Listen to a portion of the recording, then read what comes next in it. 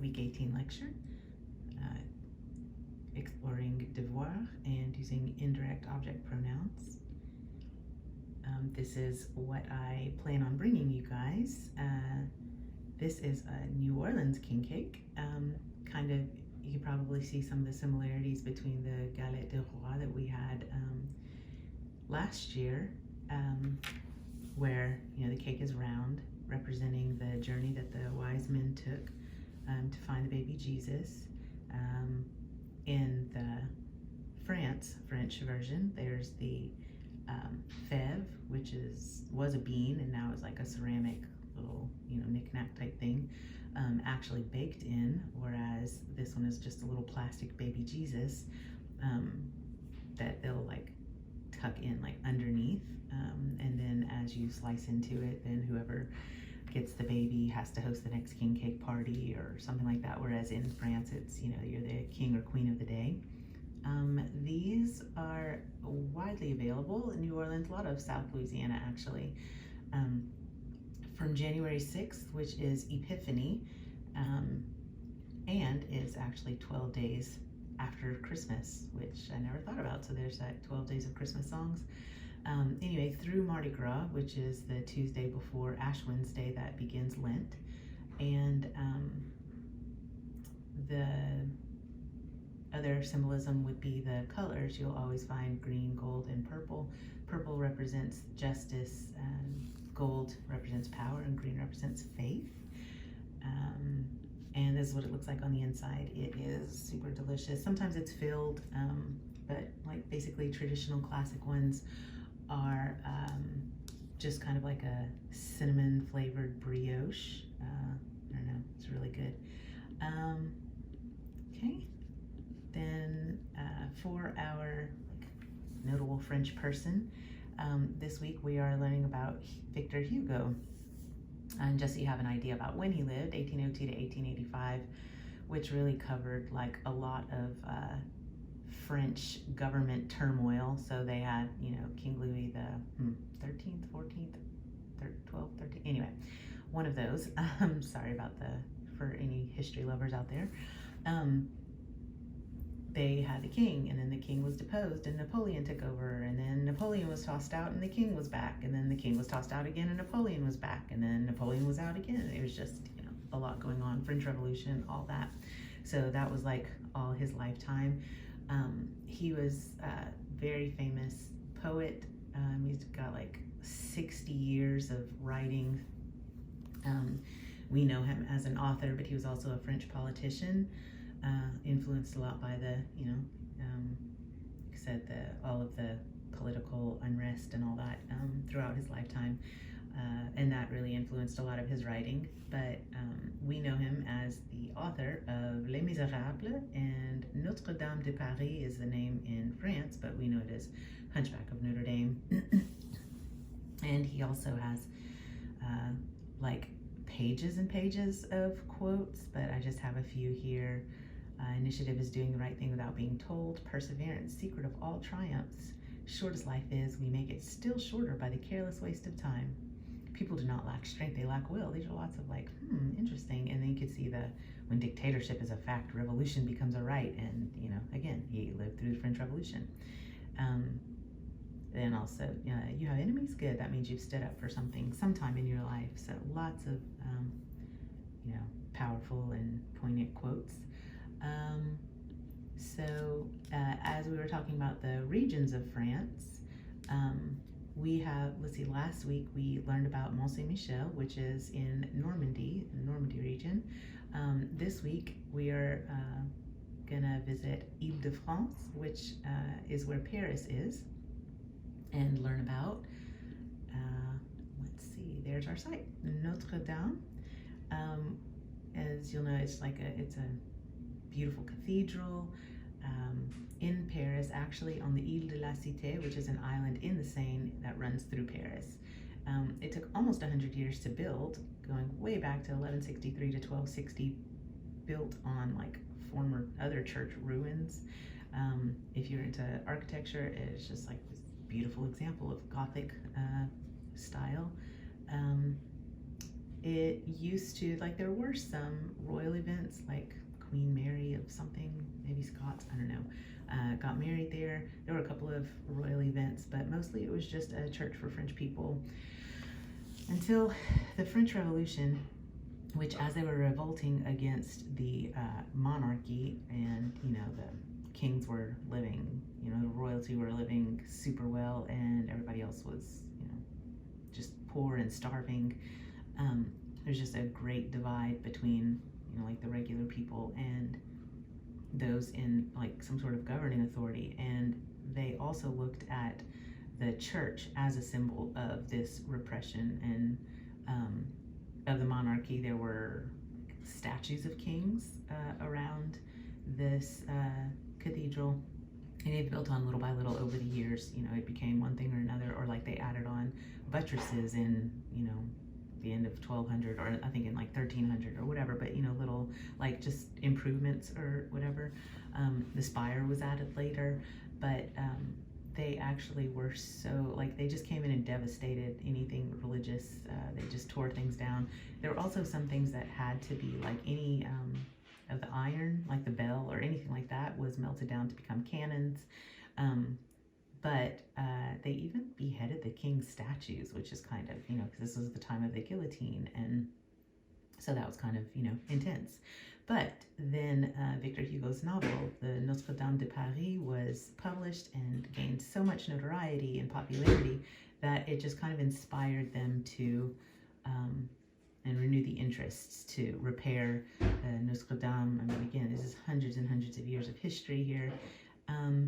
Unfortunately, and you may remember in 2019, fire destroyed the spire and La Forêt. And La Forêt was a name given to the structure of the roof, because actually an entire oak tree was used for, like, one oak tree equals one beam, and there were 1,300 beams in the structure, so 1,300 oak trees. And so you think of how long ago, how much time was covered in this.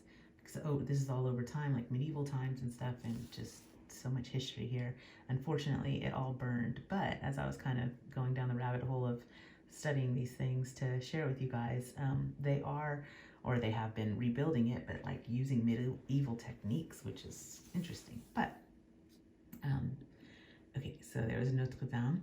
I will not be playing the video through this video, but please, as you go through the lesson slides, you will be able to listen to our story this week. So for Le Petit Prince, and it will only play, like, it should only play just chapters 3 and 4. So enjoy that. Let me see if I can skip through that. Nope. Let's keep going. Okay, there we go. Reviewing for the quiz. Croire, to believe or to think. On your quiz, you will be filling in the correct conjugated form of the verb croire, which is just the verb in that particular section. So as you practice with this, we have je crois, tu crois, il, elle, on croit, nous croyons, vous croyez, il, elle croit. And the past participle is cru. And remember, whenever we add the preposition a after croire, it means to believe in. All right, reviewing direct object pronouns. Now, remember, in English, a direct object is what receives the action of the verb. So this is only going to be used with action verbs, so you'd want to find that. In French also, you want to understand what is the sentence saying, so then you can identify, okay, well, what is the direct object of this sentence? And then you can remember which, pronoun matches up, which is probably the easier part. So, je ne connais pas. And then the parentheses are letting us know that we're replacing it with him. So, I don't know him. Remember, the direct object pronoun precedes the verb, so it comes before the verb in French. And the pronoun for him, for the direct object pronoun, is le. So, well, you say it a little bit different. So, je ne le connais pas. Je ne le connais pas. Ne pas is around the entire, like, it's the direct object pronoun and verb. So I don't know. What don't we know? And to know, the know is about him. Je vois toujours avec elle. So using the you in the informal, you're saying, I always see you with her. So what's being seen? You. And that pronoun is te. So je te vois toujours avec elle. The direct object pronoun precedes the verb. Whenever we have two verbs, elle veut mettre la robe, she wants to put on the dress. The direct object pronoun precedes the infinitive verb, or the second verb. If it also helps you, and like you can just remember that, okay, which one is the conjugated verb? That would be the veut. Elle veut, she wants, or she wants to. Well, she wants, and then mettre is to put on. Our direct object here, what does she want to put on? She wants to put on the dress. La robe is feminine singular, so it will be la. Elle veut la mettre. If you think about it, she wants to. Does the dress have anything to do with the wanting? No, it's what she wants to put on. So la robe is the direct object of the verb mettre, and so it goes right before it. Okay. When we have direct object pronouns, though, so we've got j'ai oublié mes livres, and here is the passé composé. So I forgot mes livres chez Lucien. I forgot my books at Lucien's house. So we have our passé composé like normal would use avoir. We have j'ai, we conjugate avoir in the present tense, and then we take our the verb and use the past participle. So that would just be the accented E. J'ai oublié mes livres. I forgot. What did I forget? I forgot my books. In this other example. So this is how it would be like just normally if your direct object just follows the verb, not using the pronoun. Isabelle et Sylvie, je les ai rencontrés avant-hier en ville. I saw them, or I met up with them the other day in town, the day before yesterday. Here is our passé composé. Would be, if we didn't have the direct object pronoun preceding it, then it would be j'ai rencontré with the accented E. But because our direct object pronoun precedes the verb in the passé composé, then and the direct object is talking about Isabelle and Sylvie, which are two girls, so it's plural here, which is why they use les. Then we've got to add the es to agree with our direct object. Who did you meet up with? We met up with Isabelle and Sylvie. And so we've just added es.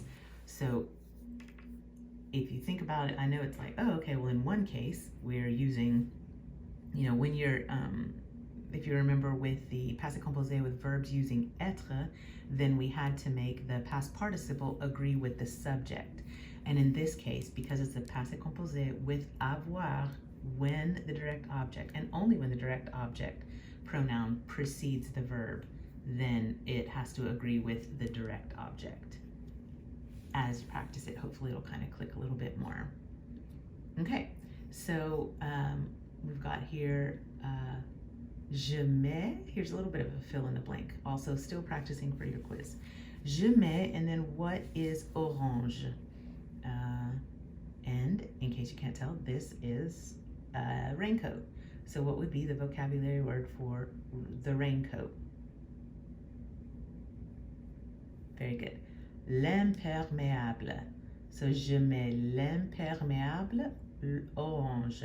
I put on the orange raincoat. And if we want to change this to the direct object pronoun, you'd have to remember that l'imperméable is masculine. So je le mets. In this case, l'imperméable orange, it describes the orange raincoat. But if we're going to replace this direct object with a direct object pronoun, then this whole thing just becomes it. So je le mets. There's no need to add orange to it because, again, it kind of all just goes together. So je le mets, I put it on. Je ne peux pas trouver ma blanche. What is the only white thing, not counting that shirt, but what's our only vocabulary word here that is all white? And that would be, correct, robe de chambre. Now, you can see that it is feminine based on, I think ma was still here, but blanche, remember it was just blanc, B-L-A-N-C, when it's what's the word, modifying masculine singular noun. So, ma robe de chambre blanche. I can't find my white housecoat or bathrobe. Where would the direct object pronoun go? We start with I and then the negative. We have two verbs here. So, je ne peux pas la trouver. Ma robe de chambre blanche can all be, just shortened to la.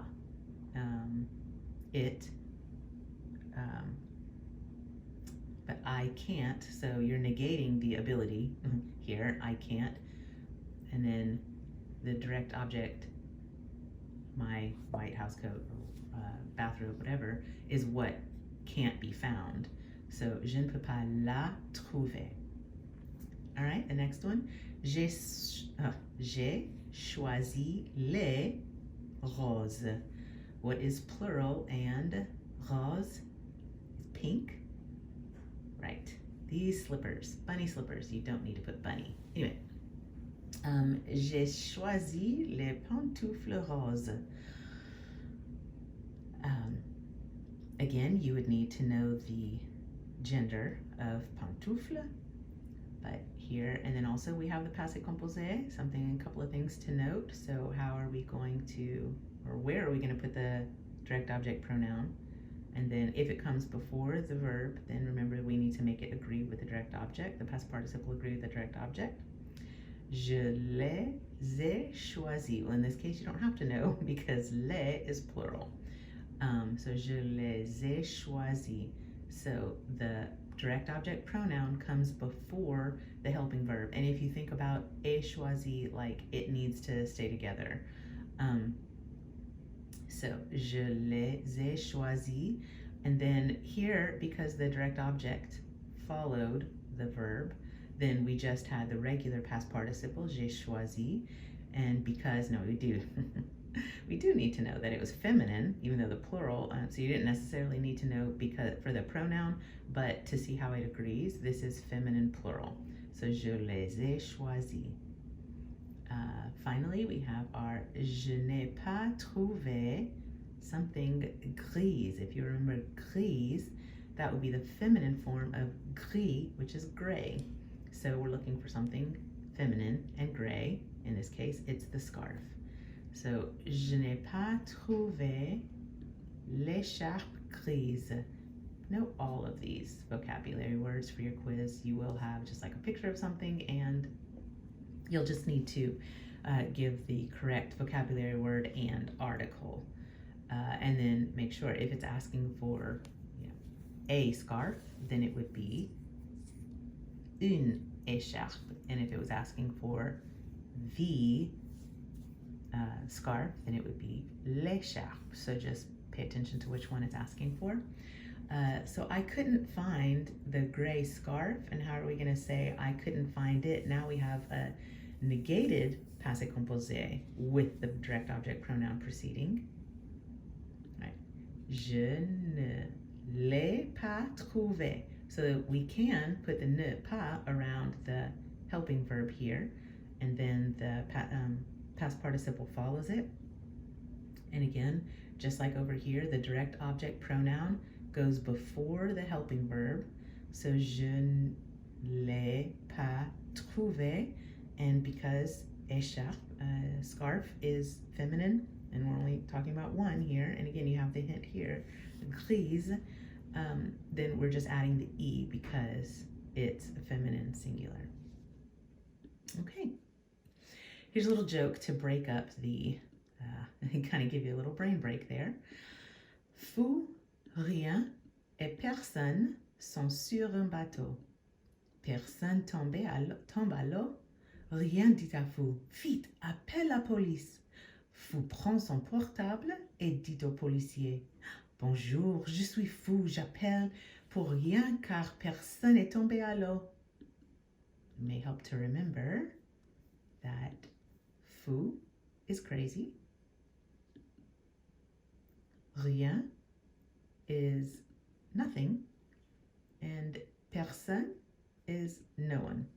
So, oh, hold on, sorry. I'm not sure if you can hear it. Okay, so crazy, nothing, and no one are on a boat. No one falls in the water. Nothing says to crazy, hurry, call the police.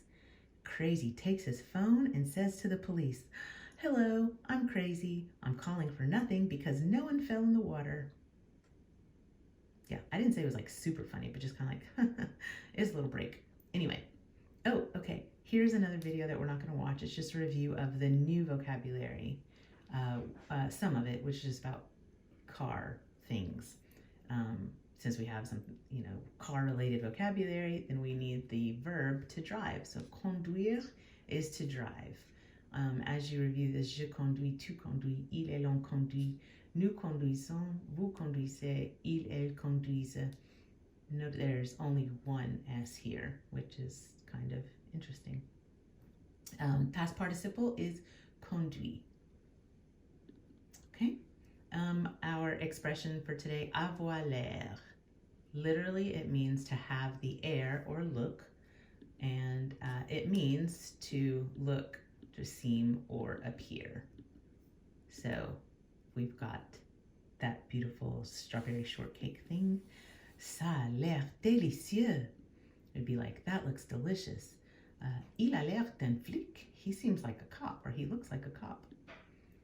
Elle a l'air d'étudier. She seems to be studying. Cette femme a l'air heureuse. That lady seems funny. Yeah. Cette femme a l'air accueillie. That lady seems welcoming, or she looks welcoming. So there's our expression for the week. New material, devoir. We've had it before, to have to must, or to owe. Owe is like in the case of at a restaurant where you're combien je dois, how much do I owe you, like for your bill, whatever. So you've got je dois, tu dois, il, elle, on doit, nous devons, vous devez, ils, elles doivent. The past participle is du, and notice the accent here, the circumflex over the U. But if we need to make it, agree with a feminine direct object, then we wouldn't need the accent, and it just becomes du with the E. Okay? Seeing how these are used. Qu'est-ce que vous devez vérifier avant faire un long voyage en voiture? What do you have to check before going on or making a long trip in the car? Nous devons vérifier si nous avons assez d'essence. Et toi, qu'est-ce que tu vas vérifier? We have to check if we have enough gas. And you, what do you need to check? Moi, je dois vérifier les phares. Mon frère doit vérifier si les freins marchent bien et mes parents doivent vérifier les pneus. Et toi? So me, I have to check the headlights. My brother has to check if the brakes work well, and my parents have to check the tires. And you? Moi, je dois vérifier si je n'ai pas oublié mes clés dans la voiture. Me, I have to check if I did not forget my keys in the car. Oops. All right. And our indirect object pronouns. Okay, so just like in English, direct objects receive the action of the verb. And again, like we said, only action verbs. Indirect objects receive the direct object. Oops, sorry about that. Okay, so for example, I write a letter to my friend. I write him a letter, or I write a letter to him. Either way, the letter is what's being written. That's receiving the action of the verb. So a letter is the direct object. To my friend who's getting the letter, it's my friend. So I write him a letter, which is putting the indirect object pronoun before the direct object. So I write him a letter, which means the same thing as I write a letter to him. So in this case, we've got Catherine dit bonjour à l'étudiant. First, you do need to understand what the sentence is saying. That'll help you immensely. So Catherine says hello to the student. What is Catherine saying? So Catherine is the who or what the sentence is about. What did she do? She says. And then what does she say? She says hello. So the thing that's being said is the hello. So there's your direct object. To whom? In French, you will mostly see à qui. Like if you see à or any form of à, then you know that that's, especially following, in this kind of situation. Here's your direct object. Who is she saying hello to? The student. So elle, we could substitute a subject pronoun. Catherine is elle. Lui would be the to him or to her equivalent. Elle lui dit bonjour. She tells him, or she says to him, hello. Lui could be used for either male or female. L'étudiant is masculine singular. Here is another example. Il vend le disque à la fille. He sells the disc to the girl. He is the subject pronoun. What does he do? He sells. What does he sell? The disc. And to whom does he sell it? To the girl. So here's our subject, our verb, direct object, and then our indirect object. Il lui vend le disque. So we've got our indirect object also. That indirect object pronoun precedes the verb. So he sells her the disc. Remember again, lui goes for either masculine or feminine. Il donne les gâteaux à Luc et à Anne. He gives the cakes to Luke and to Anne. We would say, to Luke and Anne, but here you've got to put the preposition in front of each of them. So the indirect object pronoun for plural, for like them, meaning to them, would be leur. So we've got il leur donne les gâteaux. He gives them the cakes. And the indirect object's pronoun lui leur, or lui and leur, can only refer to people. It's just hard to think of an example of that, to people, as opposed to like, I don't know, he gives the dog a bone or something like that. And we can talk about that later. Okay, so j'ai parlé au garçon. I spoke to the boy. In this case, we've got the passé composé now. Au garçon would be lui, and let's see where we're going to put that. Je lui ai parlé. I talked to him. Indirect object pronoun will come before the whole verb, the whole like verb phrase in the passé composé. Je lui ai parlé. J'ai parlé aux filles. Remember, to them is leur. So je leur ai parlé. Same thing here, where it comes before the helping verb, but notice that here we don't need to add an S or an ES to agree, because it's only the direct object that precedes the passé composé with avoir. So like all of those conditions, but it's just the direct object pronoun that comes before the verb in the passé composé using avoir. Here's a little chart for your indirect object pronouns. We've got me for to or meaning to or for me, to or for you, lui to or for him or her, nous to or for us, vous to or for you, leur to or for them. And you notice how many of these are similar to the direct object pronouns. It's going to be really funny next lesson when we combine the sentences that have direct object pronouns and indirect object pronouns. And then we're going to make it negative, and then we're going to make it passé composé. It'll be so much fun. So much fun, she said. No, not to get ahead of us, but it will be just interesting how all these little pieces fit together. So anyway, so there you go. Me, te, lui, nous, vous, leur. All right. here is a little kind of a, I don't want to say quiz, but here's practicing with which one is it? Is this direct object pronoun or indirect object pronoun? Again, because we were just saying, like, there's so many that are similar. So you'll have to understand what the sentence is saying to be able to understand which one are you going to be using or where is it going to go. So, il me voit. He looks at me. Now, we put at there, but don't let that confuse you. Who or what, what's being looked at? Me. In this case, this is a direct or indirect object pronoun. Right. It's a direct object pronoun because what's being looked at or who's being looked at? Me. Okay. Le garçon te sert le dîner. The boy serves you the dinner.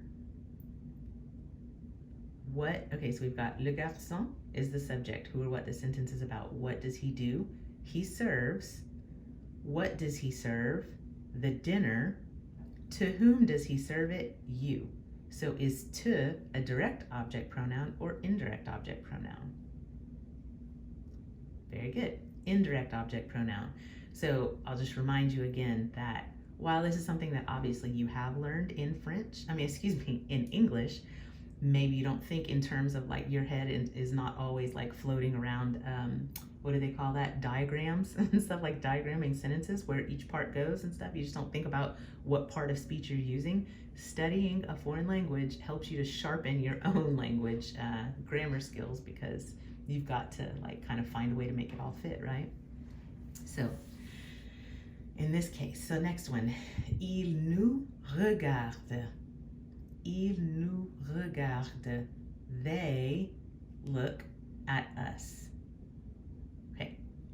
They is the subject. That's who's doing the looking. What are they doing? They're looking. Who or what are they looking at? They're looking at us. So is that direct or indirect object? That's right. It's a direct object pronoun here because us is the us is what the action of the verb is looking at, so, or is receiving the action of the verb.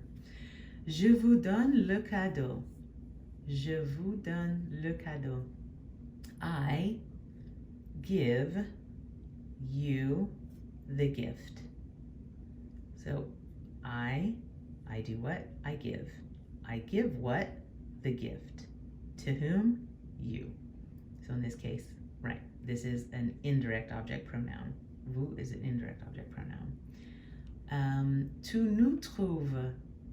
Tu nous trouves. You find us. In this case, what's being found? Us, or you find us. So you're doing the finding. What are you finding? You're finding us. Direct object pronoun. Vous me montrez le journal. Vous me montrez le journal. You show me the newspaper. Correct. Indirect object pronoun. You're doing what? You're showing. You're showing what? The newspaper. To whom? To me. Okay? Je t'aime. Je t'aime. I love you. This is like family love. This is intense love. Here, obviously in America, oh, I love pizza. I love my friends. I love, my phone. I love my whatever. I love French. So we obviously throw it around much more than they do, which they would say j'adore, which is kind of funny because they can adore things safely, but I love you is like intense. So, je t'aime, I love you. What is the object of the love? Or who is the object of the love? You. That makes that a direct object pronoun. And il vous cherche. Il vous cherche. He looks for you. He is doing what? He is looking. He's looking for what or who? Whom? Vous. So that is also direct object pronoun.